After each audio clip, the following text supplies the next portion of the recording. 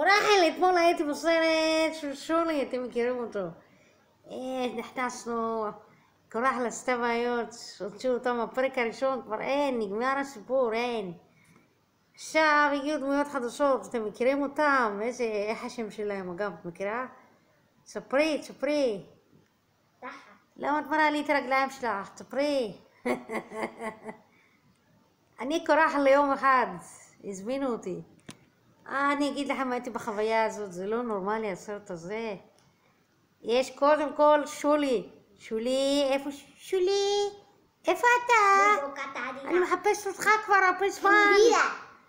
שולי. תגידו, חברים, יש לכם קנדידה? אנחנו הלכנו לטיול ביפן ומצאנו את שולי. הרובוטית כיוונה אותו, אמרה לו. תקשיבו, קורחל. די, נו. קורחל. תקשיבו, כל מי שיש לו קנדידה שירשום לנו בתגובות. קנדידה. הסרט של שולי, לשחרר שולי ביפן, לא מצחיק בכלל. אבל מה? הקטע הכי מצחיק היה עם הרגל.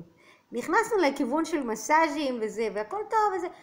איפה קורחל? נעלמת מהמסך, קורחל. את עשית לי את כל העונה. אני באתי, אני ראיתי, צחקתי, מה קרה? לאן נעלמת? אחר כך ראינו, היה עוד איזה משהו, באמת היה פיצוץ. הוא בא להכין איזה כמו סשימי, מחושי, אני יודעת מה זה?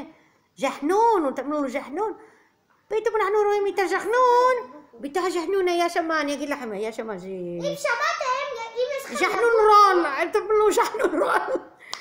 חברים יושבים, כולם יושבים כולם מפוצץ, מי שיש לו בבית, משהו לא נורמלי.